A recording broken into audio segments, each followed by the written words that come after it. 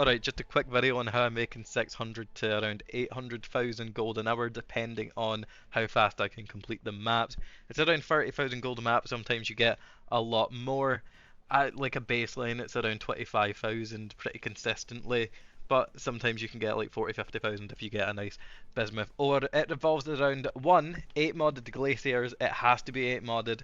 The amount of gold you drop from the extra quant and rarity and pack size you get from 8 modded is, extremely important to this. And 2, this Titanic scarab, you can only use 1. You can see right here, damage, rarity, and quantity of items. Rarity and quantity of items is what you want. Per 1% increased pack size, both rarity and quant scales gold. Rarity scales the amount of gold. Quant, I don't know how it scales gold. I think because certain items like rare items can be transferred into gold, and the more that you drop, obviously, the more that can then be transformed into gold. And then 2 Titanic Scarab of Legends. These are the core because you get like 10 bosses in Glacier. All of these apply to the bosses, and you will get a lot of gold from that. And then I'm running a Scarab of Monstrous Lineage. It's 40% increased magic pack size. A lot of magic mobs do drop a lot of gold. They're probably the best source of gold in the game, but you can't really guarantee a lot of magic packs unless you're using a very expensive scarab, and I didn't want to use too much of an expensive scarab. This is around 7 chaos for the scarab, at least it was when I last bought them, but you can drop it and use something else. I'm also using the scarab of divinity. These 2 slots really are flex scarabs. It's mainly revolving around 8 mod glaciers and the 3 scarabs right here. These scarabs are like 1 chaos each, so it's not expensive at all to run these maps. I will do a quick little test run to show you. I did 10 maps before running this video. I started at 0 gold. I ended with 292,000. It took me around 25 minutes. Realistically, it would have been a lot quicker, but I chose to kill that goat at the end.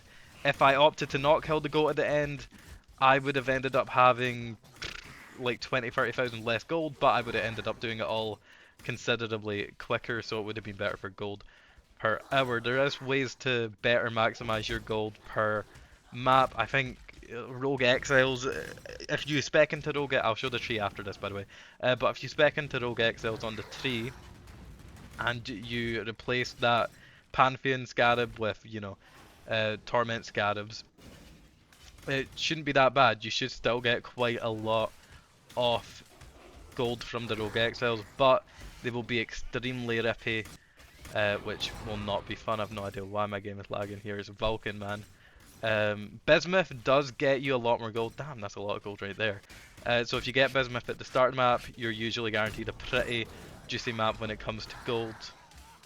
But you'll see at the end here, I do drop a lot from the bosses. I will say, me with the Monstrous Lineage Scarab and the Glacier 8 modded maps, I'm investing around 20 chaos per map to do this, but I do end up making sort of a profit. You'll see how many gold. Boom, look at that, look at that, an insane amount just from that alone.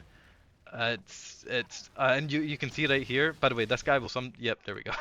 That guy will sometimes one shot you. You need to be ready for it. I've got an insane amount of EHP, and that does happen, pretty often, so just dodge into him and then he'll do this thing. Sometimes it's not worth killing him. You can see how much I got from the little guys. Realistically, if I skipped this right now and opened up a new map, I'd be making a lot more gold per hour. I reckon you could actually probably push this to 1,000,000 gold per hour. It's really good. But this guy does drop a lot of pretty good uniques when you kill him. And, you're missing out on a lot of loot if you do skip out on that.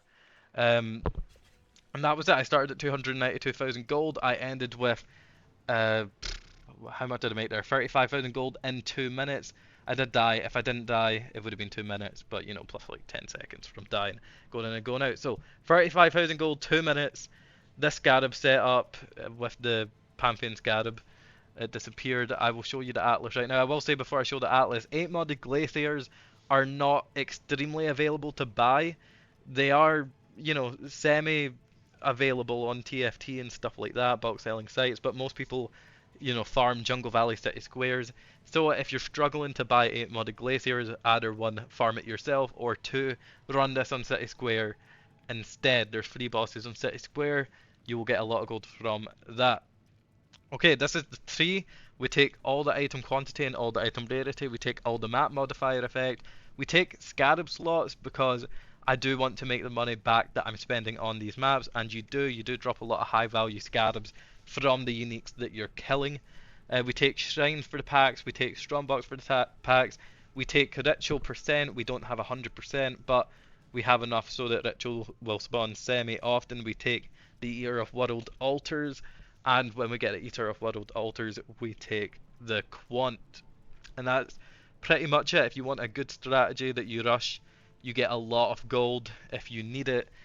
This can maybe, when optimized, genuinely be near a million gold an hour strategy that is not tier 17 orientated. So I hope this video helped. Real quickly before I end the video, I forgot to mention I do have an item rarity support on my gear. If you cannot slot in an item rarity support, for anyone that doesn't know, item rarity does increase the amount of gold you get. If you cannot slot this in, then you should still be making quite a lot of gold. This will still be a 500,000 an hour gold strategy if you can complete it in, like 3 minutes and under for each map. Do not be afraid. I was farming this strat without the item rarity support for the longest time until it came out that item rarity does it in fact help. I do not have any other form of item rarity on any of my gear. The 10 maps that gave me 292,000 were with the item rarity support and nothing else. So it is around that. You'll probably average like 25,000 gold per map without the item rarity support. If you can get even more than the 60% or 59%, if you can get up to like 100%, I think you get diminishing returns after that. I don't know, I've not watched too many of the videos that go into depth on it, but if you can get up to 100%, you will be making a lot more gold than me. I will say right now, do not take this node right here. Where is it? Meticulous Appraiser. A lot of people are saying that item rarity increases gold, and it does. But a lot of people are assuming that item rarity only increases gold. I picked this up just to test it out, and in the maps that I had it, I only ran like 5. I was making around 10 to 15,000 gold per map, which is pennies to what I was making before. So do not be tricked into trying this. Really don't bother. And that's the video. Before I leave, I do want to point out a strategy that I have not yet fully tested that might be slightly better, and it's up to you if you want to test it. Instead of using 2 legends, you can only use 1, and then you use a Scarab of Adversaries and a Horned Scarab of Nemesis. And what happens is the more modifiers rare mobs have, the more gold they drop. It will be similar to an explosion as all of those goat men you saw at the end of my example map. So if you add this, it is 8 additional rare monsters, all dropping a similar amount, maybe slightly less than those goats at the end. But these are both too expensive scarabs, so it will be a pretty big investment, and I'm not even sure if it is that much more to warrant the investment. Anyway, I hope this helped you farm gold. Again, you can run this on City Square, it doesn't have to be Glacier, and I hope you have success with this strategy if you decide to try it out.